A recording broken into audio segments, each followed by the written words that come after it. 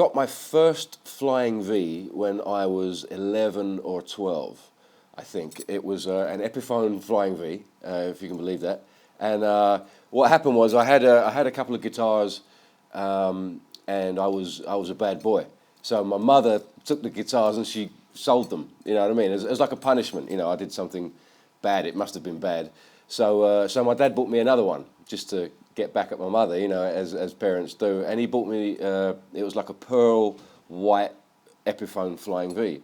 And it had, I think it's the Seymour Duncan Invader in it. And it was just hot and, you know, ballsy, this pickup. And I learnt so much on it. I mean, I used to play along to Live After Death, Iron Maiden, and I used to learn Dave Murray's parts and then turn him off. So they split it left and right. So you've got Adrian Smith one side, Dave Murray on the other. So I'd learn these parts and then shut Dave Murray off and just play the whole gig and play those parts, you know. So I learned so much on that guitar, and I've still got it. Still got it to this day. So it was an important guitar for me. It must be your precious one. It really is. It's one of them. I mean, they're all like precious children, you know. They're all we all love them for different reasons. They're, you know, some of them are, you know, perfect in some ways and not in others, and then others are, you know, different. So, but it's a time capsule, you know. Whenever I see it or whenever I touch it, it buzzes a bit. It makes a few noises, but it's still that guitar that I'm attached to. You know, that's that first Flying V. So yeah, it's a special guitar. Yeah. It was the same with Dave. He still got his number one. He called his number one Jackson. Oh really? Okay. What is the driving force behind your creativity as a musician and a guitar player? What inspires you? That's a great question, you know. I mean, so many things. So many things inspire, you know, people, situations, you know, the relationships or struggles in life inspire creative thoughts.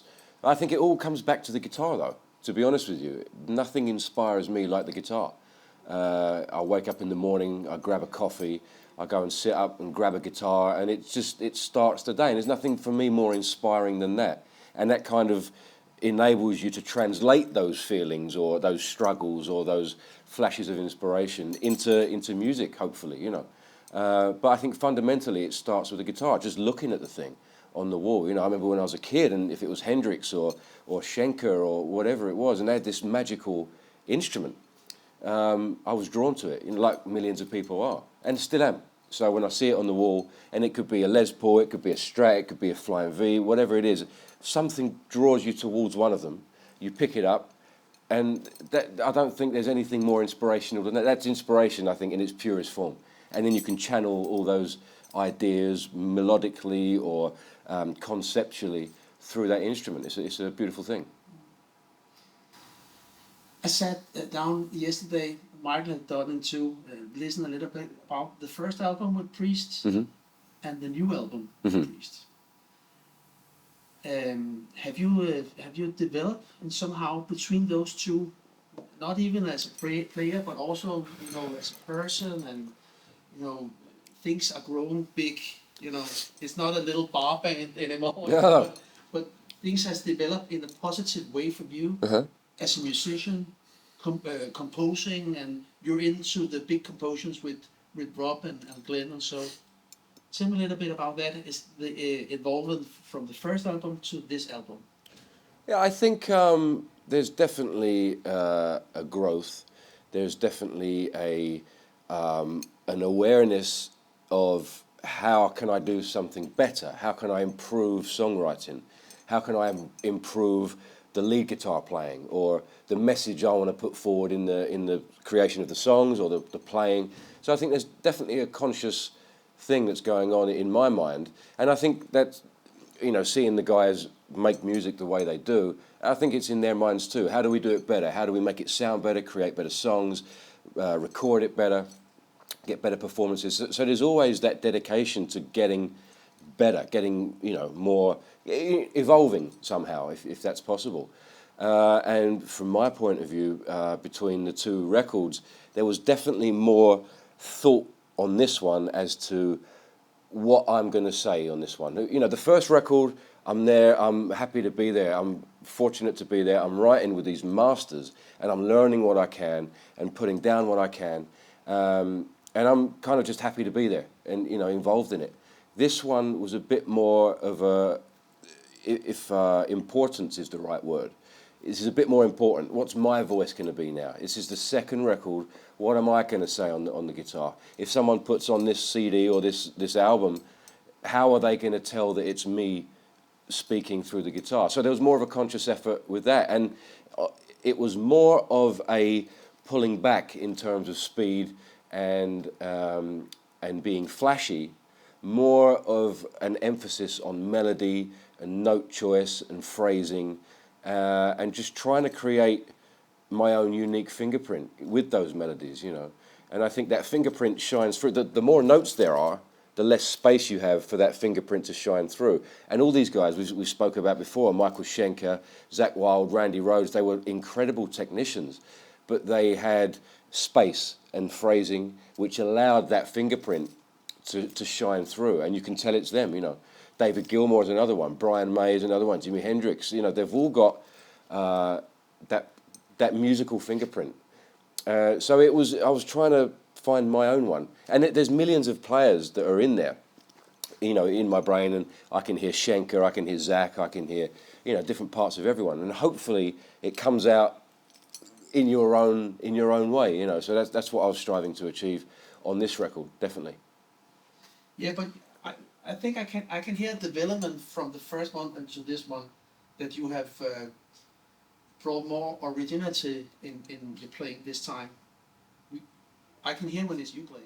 Great, that's great. Yeah. I appreciate you saying that. Yeah. I think the major lesson I learned, and I think you learn it as you progress as a musician, is slowing down. You know, when you're, you know, a 13-year-old kid, you're playing a million notes a second, and it's flash and it's great.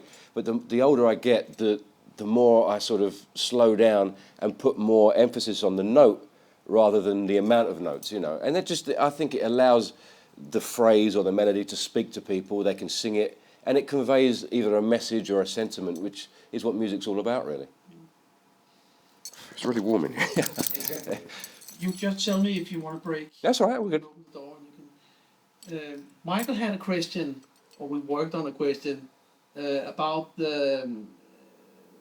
I presume that the Les Paul model was your favorite during the recordings with Buddha 6 and other releases before Priest time? Yeah, that's true, yeah. I played Les Paul for a while. I've got my first Gibson V. I was in a band in Sweden, funny enough. I used to live in Sweden. And my first Gibson V I got in maybe 97, 98. So maybe it was my 18th birthday. I think that's probably what it was. So I used the V a lot, but I think the majority of the time, both, you know, live and in the studio, I used a Les Paul a lot. It just became my tool of choice, you know. At home I'd have the V or a Strat or whatever it may be, but the Les Paul seemed to be the tool that it was heavy, it just did the job, you know. So I played Les Paul for years, still do. I've still got the Les Pauls out with me. Yeah, I know. I saw a rig rundown you did recently where you show all the guitars and the Black Beauty. Yeah. Last time I saw that one was Leo from Gotthard. He got 3 Black Beauties. Right. So that was nice to. He nailed it. Yeah. I played the Les Paul for years, you know, but you know, and in joining a band like Priest, it's a perfect excuse to get the V's back out, you know what I mean, and go back to that part of the heritage, you know. What do you think makes the V so special if you compare them to other guitars? Because it's become a trademark for so many, and it's an iconic shape. But why do you think it's been so special? Especially for you. It's a great question. What makes it so special? I think initially, when you see a V, the impact of the shape is special. It's not a curvy, you know, traditional shape of guitar. And you know, obviously it was never intended to be. It was meant to be unconventional and different. And I think that's the initial thing that comes across. Just the look of it. The more you play it, you get a sense of the voice of the guitar. You know, it has its own place in terms of tonality. You know, it has a bit more cut and not as much bottom end maybe as a Les Paul. And I think there's nothing really like it. I mean, it looks like a spaceship, you know. I think the first time I actually saw a Flying V was the most unheavy metal thing you can ever imagine. It was on the 7-inch single of Shalimar. I don't know if you remember Shalimar. It was a band from the late 70s, early 80s. And on the front of the 7-inch single, one of the guys had, I think it was a Dean. It was a Dean V. And I remember seeing it thinking, what the hell is that thing? So again, it goes back to, you know, if you're in a bar or a venue and someone comes out with a Flying V and you've never seen one, it's got the same thing. What the hell is that? That's, you know, it's an amazing thing. It makes an impression visually and sonically. And as a player, I don't know, you connect with it in a different way, you know. But I mean, look at them. They're just otherworldly. So, you know. Yeah, they're very futuristic from the time of 58 and 59. Yeah. Eddie Powell, Wishbone Ash, I talked to him last year. He played on Sweden Rock last year. Right. He said it really demands that you got big balls to play that. Yes, it does. Yes, it does. It's quite a silly instrument. It's a statement. It's a statement, and you've got to back it up. I think, you know. I think that's absolutely right. I mean, Wishbone Ash. I mean, that was Andy Powell as well, wasn't it? It was Andy Powell. I mean, those two guys with, you know, the twin harmonies as well. You know, getting back to what influences you, what turns you on musically. You know, those guys were great at that sort of stuff, and I'm sure they influenced Maiden as well. You know, and Priest, that twin guitar type, that stuff in Wishbone Ash. But it definitely is a statement. If you walk out on the stage with one of these, you've got to. He's absolutely right. You've got to back it up somehow. Yeah, which is a great thing. That's a great sort of statement to be making. Yeah, because not every you don't own a V and stand in the back. No. Shy. No, absolutely. The only one that stood there and didn't move from the spot was Michael Schenker, but that was part of the enigma. You know, there he was. He used to usually wearing black with a V, whether it was a white one or a black one, sometimes both. And he stood there, and it was just such an enigma.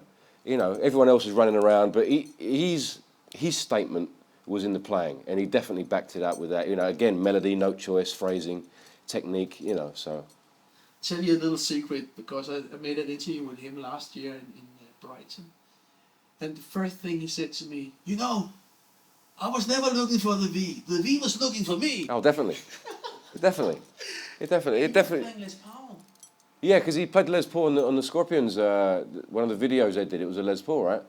So yeah, but it's definitely got a unique voice, and without hearing it, it says a lot. Just looking at it, you know what I mean? So, definitely. So tell me a little bit about it.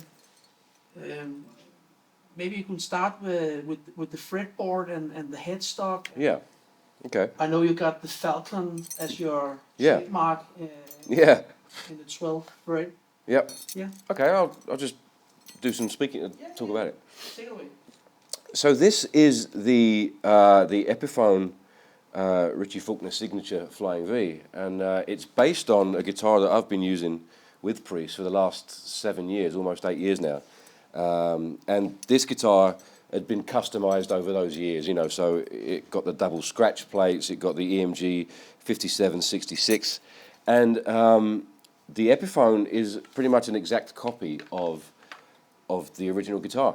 It's got the bound body, neck, headstock, the pearl block inlays on an ebony fretboard, the Floyd Rose, the EMGs. It's got one volume knob, and you know, there's a selector switch for the pickups.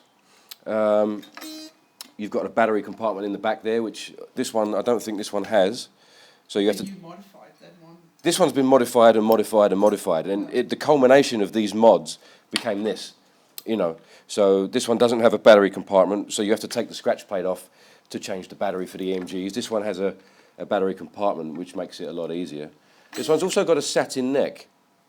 What we did was, when the master builder came out to get the dimensions of the guitar, this one, as you can see here, I wear a big fat thumb ring, and it scratches the paint off. Now, if you're gonna, you know, you spend your hard-earned money on a guitar, you don't want to. Well, some people do. Some people get the relics these days, but you know, you might not want a neck that looks like it's been used. So we wanted to recreate the feel of a neck that had some paint off it. and the master builder suggested a satin neck, and it's perfect. It still looks nice and black, and there's no paint missing, but it's still got that feel as if there was no varnish on there, you know.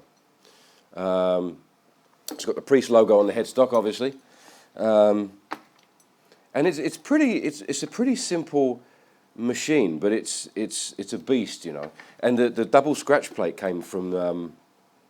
I wanted something that was unique looking, and I looked into paint jobs, you know, but everyone's got their own trademark paint job, and it's hard to come up with something original these days. You know, Zach's got the concentric circles and the buzzsaw, and you know, other things, and you know, different people got different things.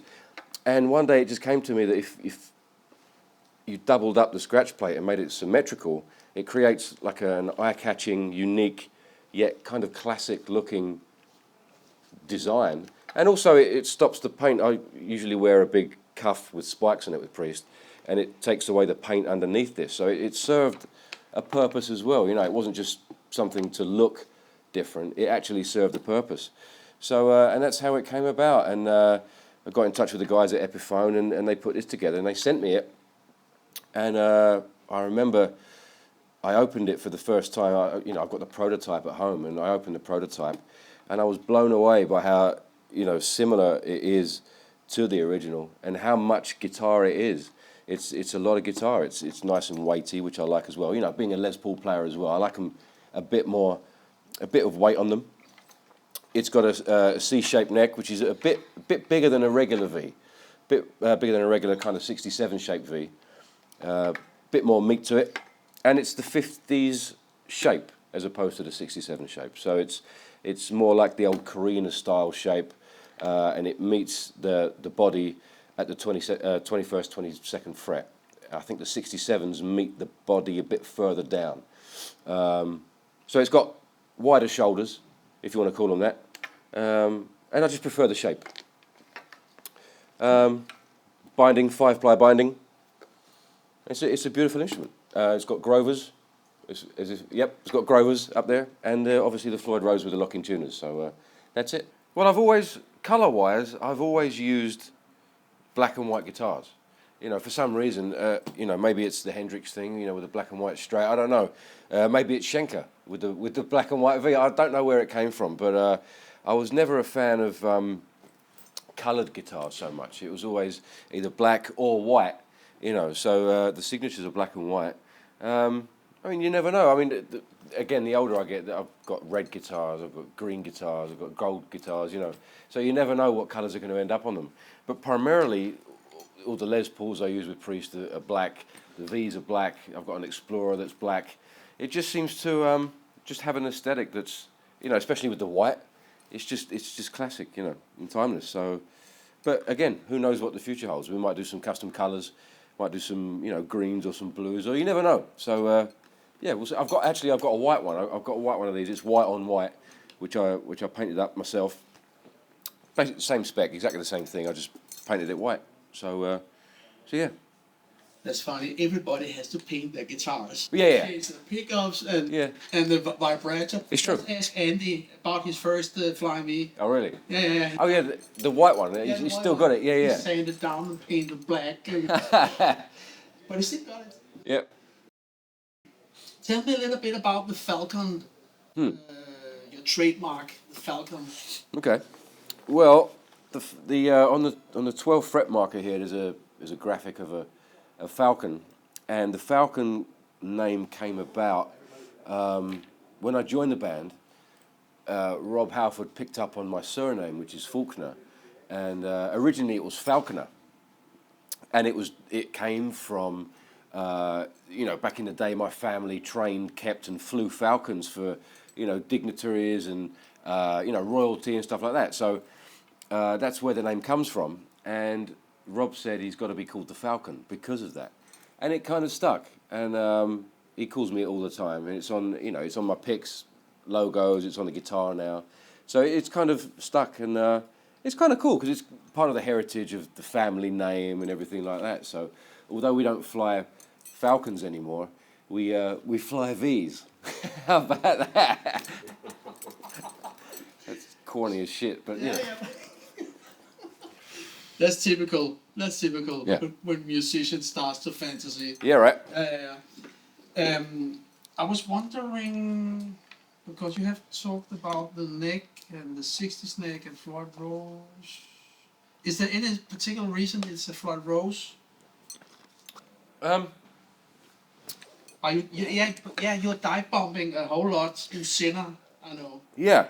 To be honest with you, it's a Floyd Rose. I haven't really used. I mean, the other one, it was always a Floyd Rose or a Kayla, depending on what you preferred. I've only used a Kayla a couple times, and I didn't really get on with it. It's mainly because I've used the Floyd more often throughout the years. It was just something that I was used to. I liked the feel of, and it was the first choice when putting together a guitar with a locking trem on it, really. And obviously, with the legacy of Priest and KK Downing, there's a lot of tremolo arm use or whammy bar use, whatever you want to call it. So, and it is, when looking for a guitar for Priest, I didn't want to put a Floyd on a Les Paul. You have to take a lot of wood out of a Les Paul. I didn't want to put it on an SG. SG's a bit thin. And obviously a V was a perfect choice for Priest and a perfect choice to put a Floyd on. It's a big chunk of wood there still. And it works really well. And that's why it became a Floyd and not anything else, really. Is it a floating bridge or is it a stable bridge? It's floating. Yeah. It's floating. It goes both ways. I very rarely do it backwards. Very rarely. I've done it in the past when I was, growing up and learning about Floyds. I use pretty heavy strings. So in my experience, whenever I pull it up, I always break something, so I kind of just go one way. What kind of strings do you use? I know it, but... Yeah, these are Ernie Ball 11 to 50, and we tune half a step down, but I also use the same gauge in standard tuning as well. I actually prefer them in standard tuning. They're a bit of they give you a bit of fight, So half a step down's a touch easier to play, but we tried to go up a gauge to the 12s, and it was just too much. It was just too much work, really, So we kept 11 to 50 at half a step down as well, and they seem to work fine. Yeah. I always use 09 string. You use 09 strings too. 11 is too much, man. Well, 11, I've always been a fan of a little bit of fight, I have to... I find there's more of a connection if I have to really squeeze it out and really wrestle with it, and not so it's too much. As I said, like the 12s were a bit too much. But for me, if there's a bit of resistance, a bit of a challenge, I find that I connect to it a bit more and kind of... you know what I mean? You kind of feel it and have to squeeze it out. So if it's too easy, I don't have that connection. But as we know, everyone's got their own way of doing things, and whatever works for the individual. The most conservative people in this world is musicians, and especially guitar players. Is that right? Yeah, it's very often they don't often change their styles or their. That's very true. When you get that feeling, oh, this fits. It's very true, man. I mean, if you look at like the amps and the guitars that people use, it's a JCM 800 pretty much, or a version of, and a Les Paul Strat, or you know what I mean? It hasn't changed really in 50, 60 years. So you're right, we like what we like and we stick with it, And you use Engel amps? Yes, I use Engel Powerball 2s with Priest. I know Richie Blackmore used Engel, Glenn used Engel. Yep. I think KK used the Marshall. I'm not sure. Well, when I joined the band, Glenn was using the Invader, and he's got a modded Engel Invader. I know what the mod is, but it's a top secret, and if I told you, I'd have to kill you. Yeah, I know. He has told me that. But my ones are just stock Powerball 2s. And that's why, I came into the band and I was using, I can't remember what I was using at the time, but Glenn said, maybe try out the Engels. And I did, and they were great. They had all the channels that I needed, they had a great clean tone. And sometimes, some amps have a great distorted tone, but they kind of compromise on the clean, or vice versa. You might have a JC120 that's got a beautiful clean tone, but the distorted tone not so much. So there's usually a compromise there. But the Engels had a great distorted tone, and the clean tones were great and chimey and full, and they were just perfect. So I've been using them ever since I joined the band. Now that we talk about clean tones, Oh yeah, that's mine. now that we're talking about clean tones, when you were recording the Firepower album, I know you used a lot of different guitars. Everybody used different guitars when they're in the studio. You'd be surprised, but yeah. But I noticed that the clean sounds, you were using the Telecaster. Yes. There was, I used 3 guitars mainly for the rhythms and the clean tones. One was this one. It was actually the prototype that I used on the record. I used a 76 Les Paul Custom, which I've been using for years. And the clean tones, all the clean tones were done on it was again, a black and white Telecaster that I bought in Amsterdam. I don't know if you've seen, there's a pedal called the Miku pedal, and it does this weird kind of wacky Japanese voicing, and it's unusable for anything else, but it makes everyone laugh and smile. So I bought it, and I was trying it in the shop, and I needed a guitar to try it with, and I thought the Telecaster looked quite sexy, so I picked up the Telecaster, and it was. So I bought both. I've got the Telecaster. So it was on a whim, really. I bought this Telly. And a few years later, we're in the studio recording Firepower, and we're looking for a guitar. We had a great clean tone with the Strat, and we used the Les Paul. We used this. We were looking for that tone, and I had this Telecaster there, and we picked it up, and we put it through the Yamaha JC120, which is famous for having that stereo chorusing image sound, and nothing beat the Telly. It was just a pristine, clean, full-bodied clean tone, and we used it for all my clean parts anyway on the record. But everything else was done on the prototype V and a Les Paul. And then any lead parts, I used an old 79 V. I used some old custom guitars. I used a 54 gold top. I used a 63 Strat. I used a 61 Strat, just to get, because in my mind, that's where these guitars should be. A lot of people, they buy them, they put them in a vault or in a safe somewhere, and they never get heard. So in my mind, that's where these guitars need to be. They need to be on recordings. Then we need to experience these guitars either live or on a record. So I tried to get as many different guitars on as I could for the lead parts and the embellishments and stuff like that, really. So it was incredible. It was fun, really, and hearing the different voices of all these guitars from different years, and you could have 2 guitars from the same year, and they sound vastly different, But some of them have that character that's just a bit unique that adds something to the song. Guitars are like babies. You have to make them breathe once in a while. Without a doubt. And it's also tools, so they have to get beaten up. Yes. Yeah, when they not. Yeah. Yeah. So, I was wondering. You gotta be quick with You brought metal back in the top of the charts worldwide this time. How does that feel? It's worldwide with this with Firepower album. It's worldwide. It's an amazing thing.